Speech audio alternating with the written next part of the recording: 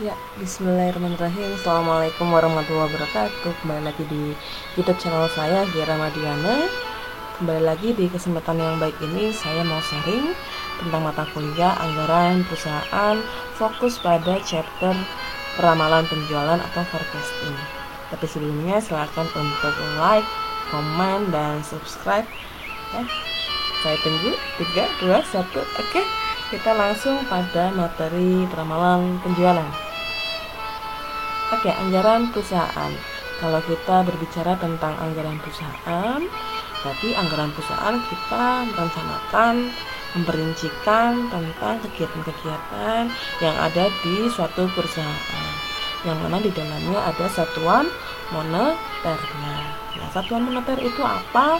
Bisa dalam bentuk rupiah, dalam bentuk unit, dalam bentuk angka-angka biaya yang lainnya. Oke. Nah, pada anggaran perusahaan sebenarnya yang bisa kita rincikan, yang bisa kita rencanakan itu ada kegiatan operasional maupun kegiatan keuangan. Tapi kalau kita di sini fokus pada kegiatan operasional perusahaan manufaktur. Oke, kita langsung saja.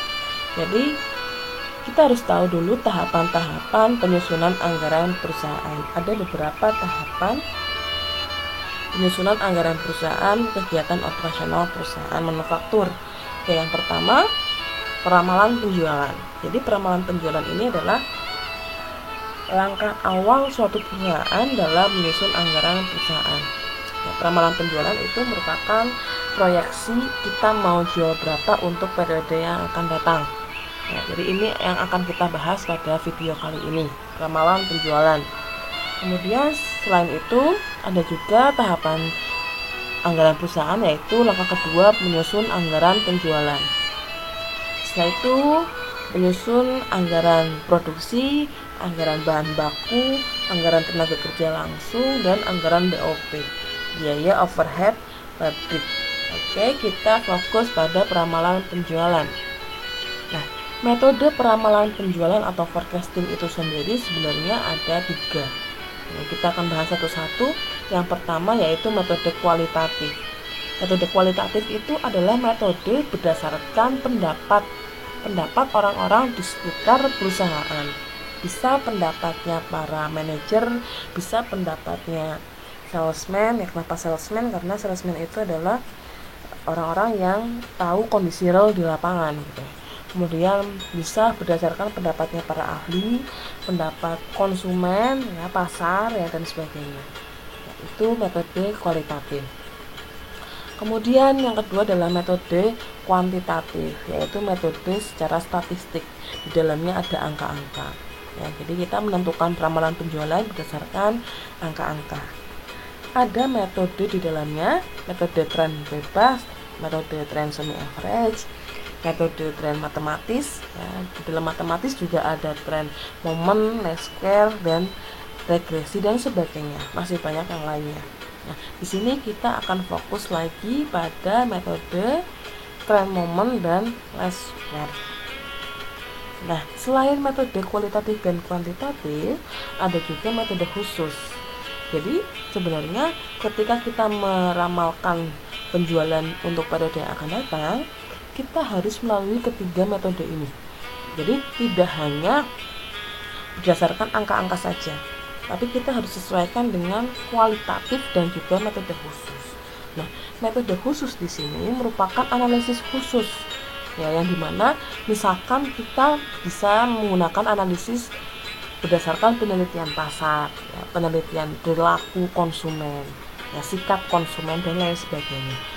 Jadi setelah kita meramalkan berdasarkan kuantitatif dan kualitatif, kita menyesuaikan, menganalisis baik dari internal perusahaan maupun eksternal perusahaan. Kita sesuaikan kembali, ya. Tapi tetap bahwa peramalan penjualan itu nantinya akan dijadikan suatu target penjualan. Jadi di dalamnya harus ada unsur semangatnya. Jadi tetap optimis gitu ya. Walaupun kita menentukan peramalan penjualan secara optimis, tapi juga harus realistis. Oke. Nah, selanjutnya kita coba untuk masuk pada contoh kasus ketika kita menyusun peramalan penjualan. ya, dengan tren momen dan least square. Kita langsung saja ke contoh kasusnya. Di sini contoh kasusnya ada perusahaan air minum galon. Nah, perusahaan air minum ini terdapat 5 tahun data penjualan historis atau data penjualan tahun yang lalu. Nah, ada tahun 2015 sampai 2019 ya, dan di situ juga ada data penjualannya. Nah, di sini dari kelima data ini kita diminta untuk menghitung peramalan penjualan tahun 2020 dengan metode trend momen dan least square. Maka nanti kita akan bahas satu-satu. Pertama kita bahas trend momen terlebih dahulu. Ya, penyelesaian metode trend momen di sini langkah pertamanya yaitu membuat tabel kebutuhan data. Kenapa kita membuat tabel kebutuhan data? Oke.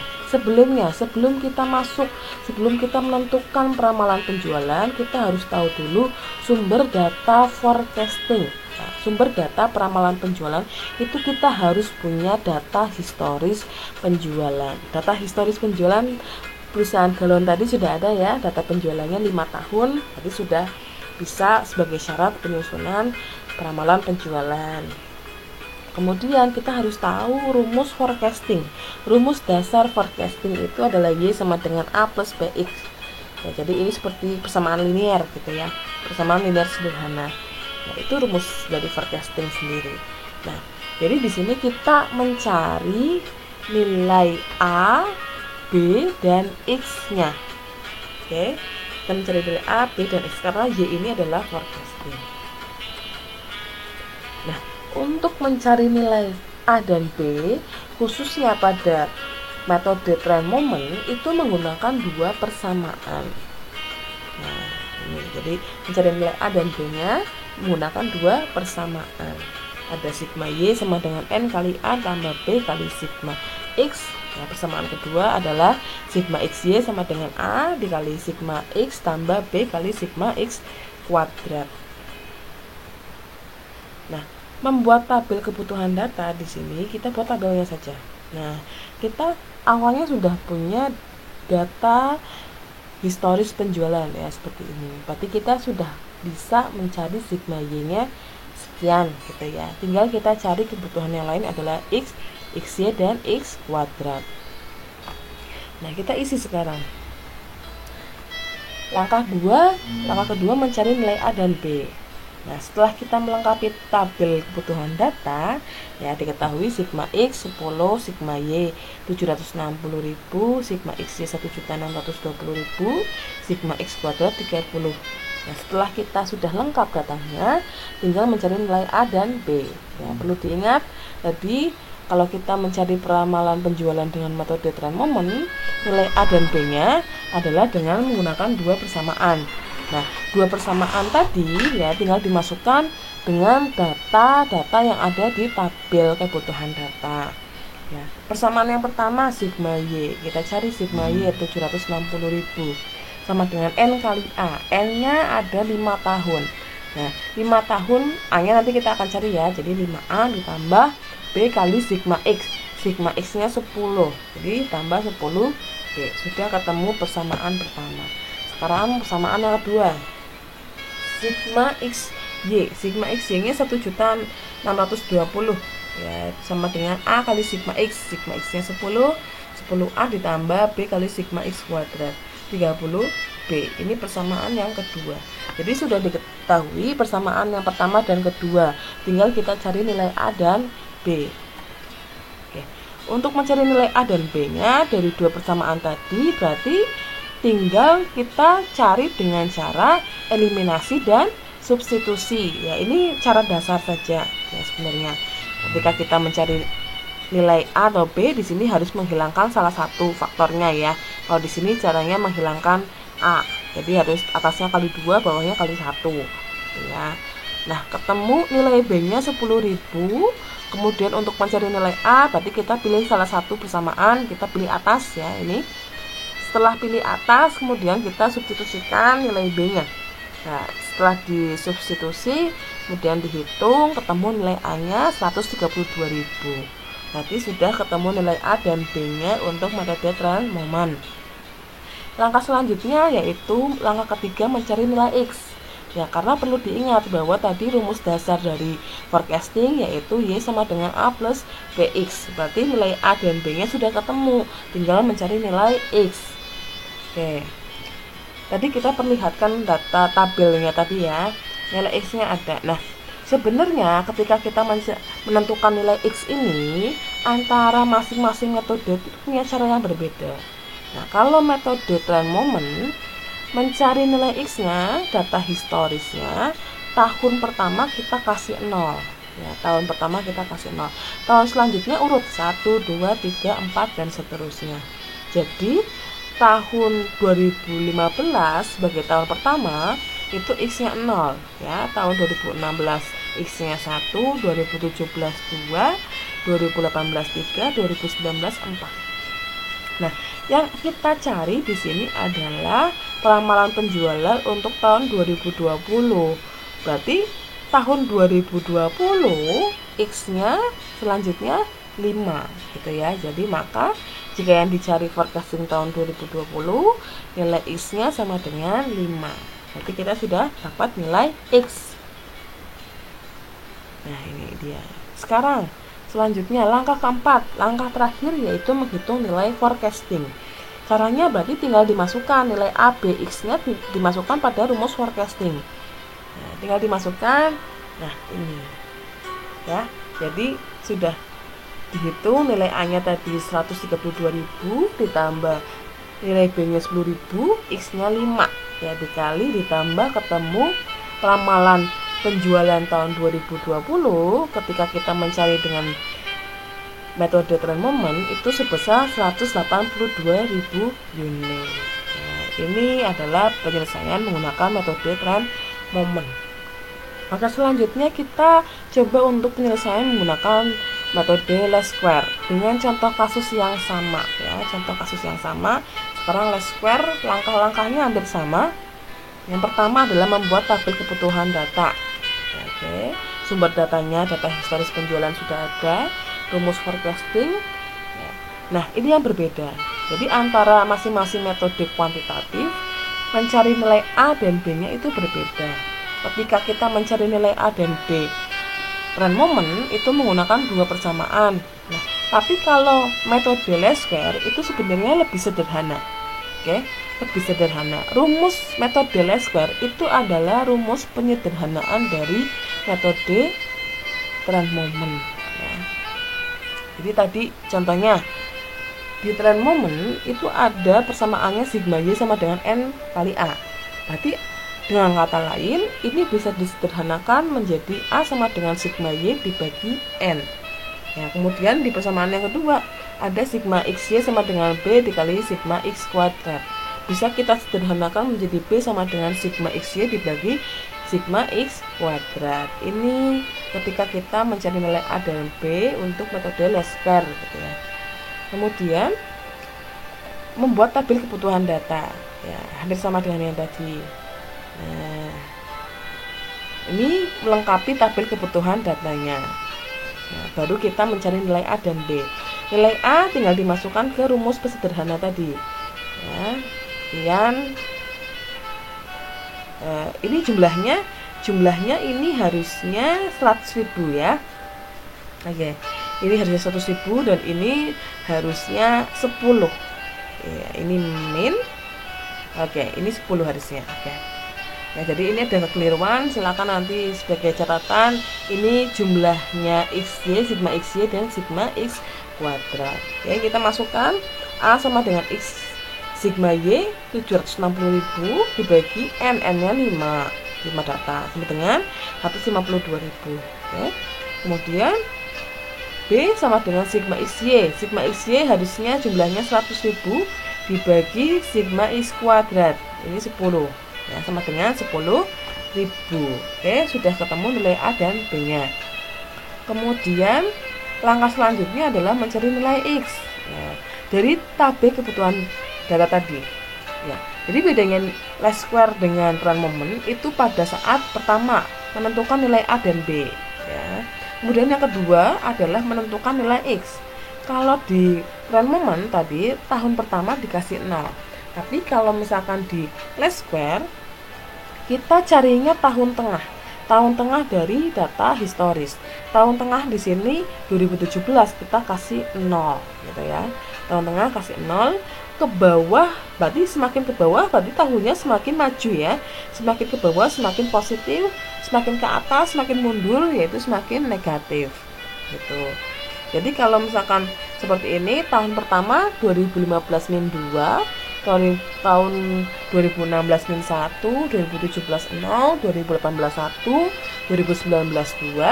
Berarti kalau kita cari forecasting tahun 2020 berarti X-nya 3 ya, jadi sudah diketahui nilai X tahun 2020 yaitu 3 ya.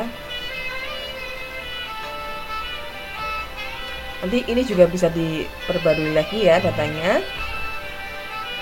Nah, kemudian langkah ke selanjutnya yaitu menghitung nilai forecasting. Nah, nilai forecastingnya tadi rumusnya sama dengan A plus BX.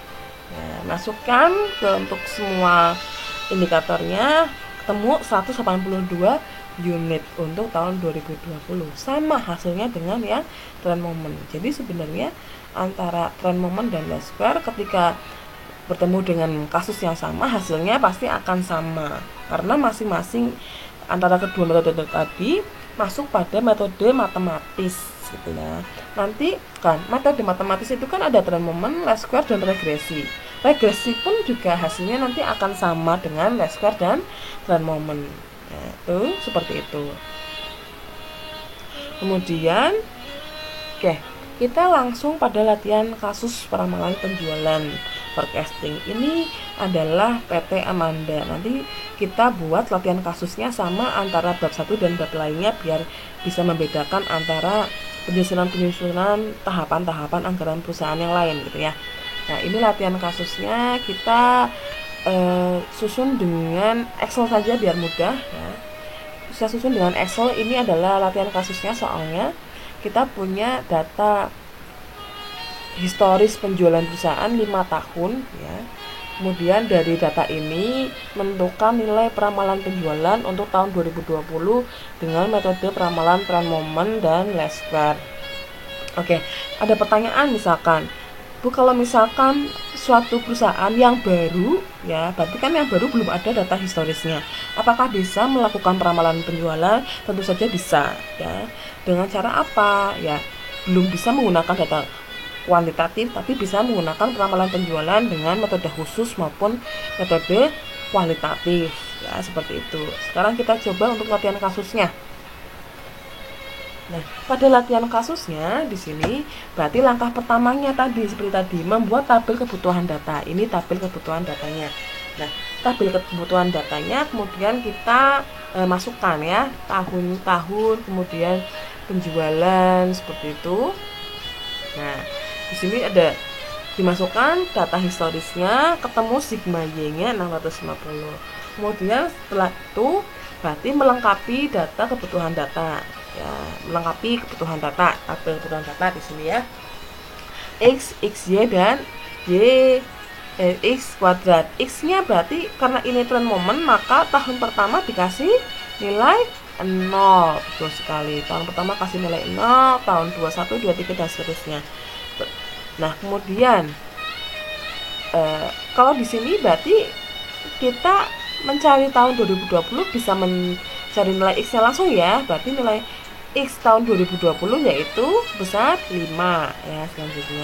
Selanjutnya melengkapi XY, berarti Y kali X ya di sini, kemudian dijumlahkan ya sekian, kemudian X kuadrat berarti 0 dikuadratkan ya, 0, 1 dan sebagainya. Nah, sudah ketemu data sigma. Nah, kemudian langkah selanjutnya adalah mencari nilai A dan B. Mencari nilai A dan B untuk trend moment itu menggunakan dua persamaan 1 dan 2. Nah, persamaan 1 dan 2 ini tinggal disesuaikan dengan datanya ya. Nah, di sini kemudian mencari nilai A dan B-nya kita eliminasi dan substitusikan. Oke, dieliminasi, hilangkan nilai A-nya, ketemu nilai B-nya 14. Kemudian kita substitusikan, ketemu nilai A-nya 102 gitu ya. Sudah ketemu nilai A dan B. X-nya juga tadi sudah 2020, X-nya 5. Jadi tinggal dimasukkan pada rumus forecastingnya.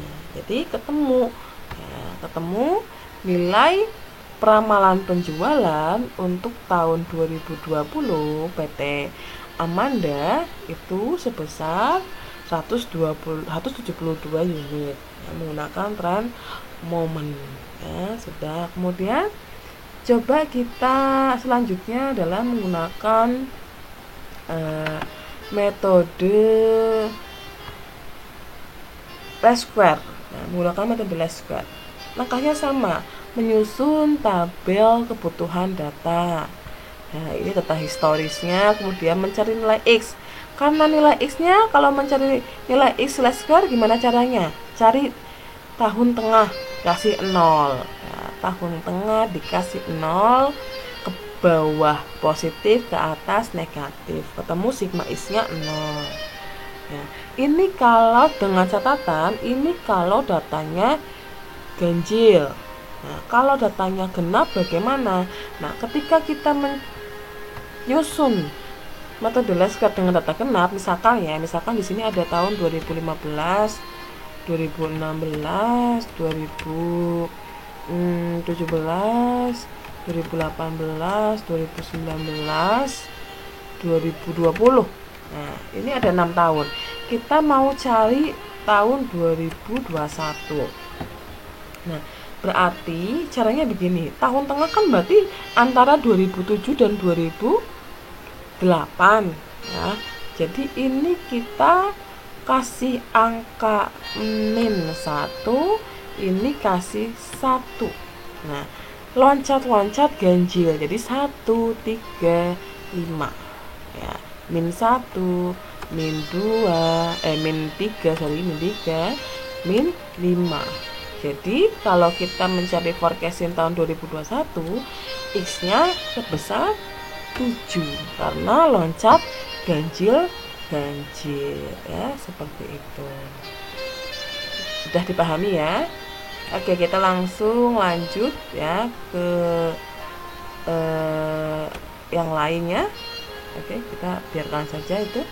Kemudian melengkapi XY dan X kuadrat. X-nya tinggal dikalikan, kemudian X kuadratnya tinggal dikuadratkan ya. Sudah lengkap untuk data kebutuhan datanya, tabelnya ya. Kemudian mencari nilai A dan B-nya menggunakan rumus sederhana tadi ya. A sama dengan Y, sigma Y dibagi N, sigma Y-nya 650 dibagi N-nya 5. Ini ketemu nilai A 130 dan B-nya 14. Sekarang mencari X-nya tadi sudah ya. X-nya berarti 2020-nya 3 X-nya. Tinggal dimasukkan ke rumus forecasting. Nah, ketemu rumus forecasting sekian. Jadi hasil peramalan penjualan pada PT Amanda menggunakan metode least square itu sejumlah 172 unit. Hasilnya sama kan? Nah, seperti itu cara penyusunan peramalan penjualan. Nah, setelah ketemu data ini, boleh menggunakan metode kualitatif dan metode khusus. Misalkan perusahaan mengambil kebijakan bahwa 172 unit menurut Hellesman PT Amanda bisa lebih dari ini, maka diambil keputusan 180 unit misalkan. Atau misalkan setelah melakukan penelitian pasar ternyata harusnya lebih rendah dari ini ya. Misalkan 150 unit ya. Itu tergantung pada kebijakan perusahaan. Jadi mungkin itu cukup dari saya tentang penyusunan peramalan penjualan. Semoga bermanfaat ya. Bagi yang mau bertanya silakan tulis di kolom komentar ya. Semoga penjelasan saya bermanfaat untuk bagi yang belajar anggaran perusahaan maupun UMKM yang sedang mencari referensi tentang penganggaran.